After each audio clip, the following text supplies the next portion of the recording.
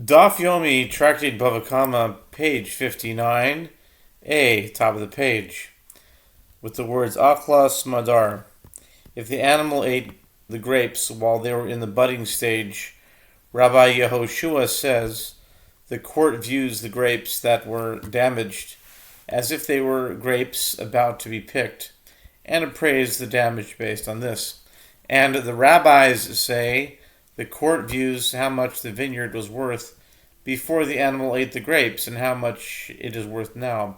Rabbi Shimon ben Yehuda says in the name of Rabbi Shimon, in what case is this statement that the court appraises the vineyard or group of trees that were damaged said? It is when the animal ate young branches, lulave gafanim, or vines or shoots of fig trees, but where it ate unripe figs or unripe grapes, the court views them and appraises them as if they were grapes ready to be picked. Abaya continues, in any event, it teaches that the rabbis say the court views how much the vineyard was worth before the animal ate the produce and how much it is worth now. And it does not teach that the court appraises the damage relative to an area 60 times greater. Rather, what have you to say? You must say that the wording employed by the Braita is to be understood to mean that the court appraises the damage relative to an area 60 times greater. So, here too, in the Braita, dealing with the one who himself causes damage, the wording excuse me. The wording is to be understood to mean that the damage is valued relative to an area 60 times greater. Abaye said, Rabbi Yossi Aglili and Rabbi Ishmael both said the same thing. They are of the same opinion that the appraisal for damages is based on the value of the produce remaining in the field once it ripens. The opinion of Rabbi Yossi Aglili is this, that we stated above in the Braita, that is, that the damages paid for an animal eating unripe grain is assessed according to what remains of the grain. The opinion of Rabbi Ishmael is, as it is taught in a Braita. The verse states, the best of his field and the best of his vineyard he shall pay. Exodus 22:4. Meitav Sedehu Umeitav Carmel Yishalem.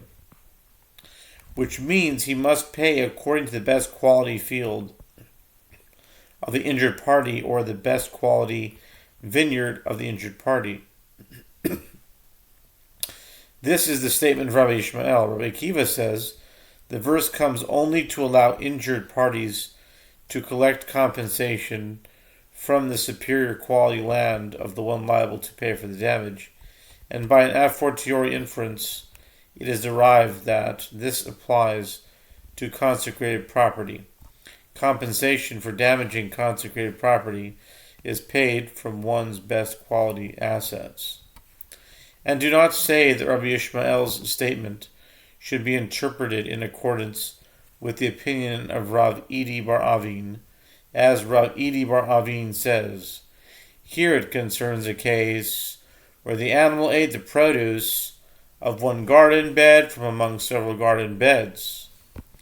But we do not know whether the garden bed it ate from was lean or choice. Therefore, the verse says to the owner of the animal, arise and pay choice land, equivalent to the best quality land that there is now remaining, and the court does not assume that the animal ate produce from the lesser quality garden bed, as we do not say this.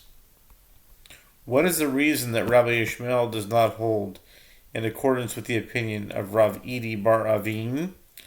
It is because he accepts the principle that the burden of proof rests upon the claimant. Without such proof, the owner of the animal pays only the value of a lesser quality garden bed. Rather, Rabbi Yishmael interprets the Torah's expression, the best of his field, as acquiring payment with the best quality land before him. And what is this?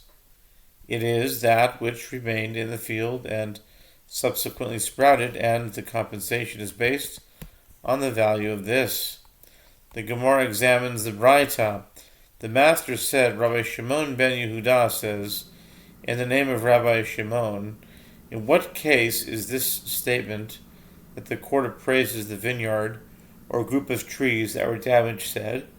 It is when the animal ate young branches of vines or shoots of fig trees. The Gemara comments, this indicates that the animal ate budding grapes.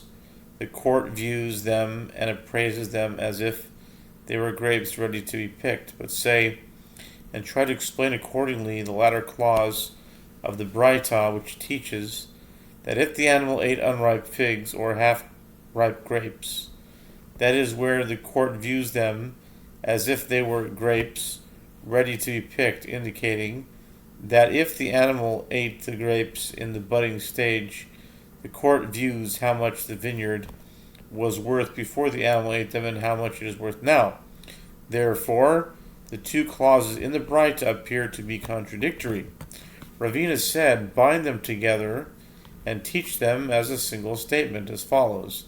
In what case is this statement said, that the court appraises how much the field was worth when the animal ate from it?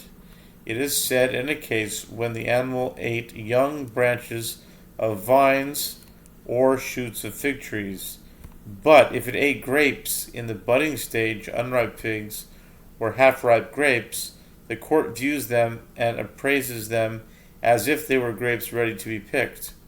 The Gemara asked, if so, the opinion of Rabbi Shimon ben Yehuda is identical to the opinion of Rabbi Yehoshua with regard to grapes in the budding stage. Why would the Mishnah state their opinions separately? The Gemara answers, there is a difference between them with regard to the weakening of the vine. A vine is weakened by the grapes growing on it, as they draw nutrients from roots and branches. Now that the grapes have been eaten, the vine is no longer weakened. Therefore, according to one opinion, the court takes into consideration this reduction of the weakening of the vine, and that amount is deducted when calculating the damages, whereas according to the other opinion, the court does not take this into account. But their respective opinions are not defined, and it is not clear which Tana takes this weakening into account and which does not. Abaye said, their respective opinions are certainly defined, and it is possible to know which sage held which opinion, since who is the Tana who is concerned for the weakening of the vine? It is Rabbi Shimon ben Yehuda. As it is taught in a Braita, Rabbi Shimon ben Yehuda says in the name of Rabbi Shimon ben Manasseh, with regard to the indemnity payments, that a rapist must pay his victim who had been a virgin. He does not pay compensation for the pain caused by the rape. This is due to the fact that she will ultimately suffer the same pain during her first act of sexual intercourse with her husband when she marries. Okay? Disclaimer, this is just the Talmud, this is not my opinion, I'm just reading it. The rabbis said to the hymn, the pain of a woman who has intercourse willingly is not comparable to the pain of a woman who has intercourse by rape. Okay, I agree with that one. Rabbi Shimon ben Yehuda considers the future pain when considering payment of damages, and similarly, he considers the reduced weakening of the vine. Abaye said these Tanaim following, and Rabbi Shimon ben Yehuda said the same thing concerning this matter. Rabbi Shimon ben Yehuda said this ruling that we said with regard to the case of rape and the case of the vine. As to these other Tanaim, what is the case about which they gave a similar ruling? This is as taught in a Braita concerning the halacha of one who injured a pregnant woman, thereby causing her to miscarry for which the Torah holds him liable to pay her husband compensation. Rabbi Yossi says the court appraises the compensation for the miscarried offspring and deducts the amount they would have paid for a midwife since she miscarried. The husband no longer has to pay for a midwife, so that is deducted from the compensation. Ben Azai says the court deducts the value of the extra sustenance the husband would have been required to provide for his pregnant wife. The one who says that the court appraises the compensation for the miscarried offspring less the amount they would have paid for a midwife would all the more so concede that the appraisal is less the value of the extra sustenance, but the one who says that the appraisal is less the value of the extra sustenance does not necessarily hold that the court appraises the compensation for the miscarried offspring less the money they would have paid for a midwife, since the husband can say to the assailant, "My wife is capable and does not require a midwife to assist her when giving birth." Returning to the discussion of the appraisal of compensation for damage, the Gemara relates Rav Papa and Rav Huna, son of Rav Yehoshua, acted in accordance with the opinion of Rav Nachman and appraised a damaged date palm relative to an area 60 times greater than the particular area where the tree was standing. A different version of this halacha is also stated. Rav Papa and Rav Huna, son of Rav Yehoshua, appraised the damage caused to a date palm relative to the assessment of the patch of land where the tree stood, that is, how much it was worth with the tree and how much it was worth without it. The Gemara concludes, and the halacha is in accordance with the opinion of Rav Papa and Rav Huna, son of Rav Yehoshua, with regard to an Aramean date palm, that is, one of lesser quality, and it is assessed relative to the land, but the halacha is in accordance with the opinion of the exilarch with regard to a Persian date palm, as they are of higher quality, and each one is valuable and is not assessed relative to the land. The Gemara relates, Eliezer Ze'irah,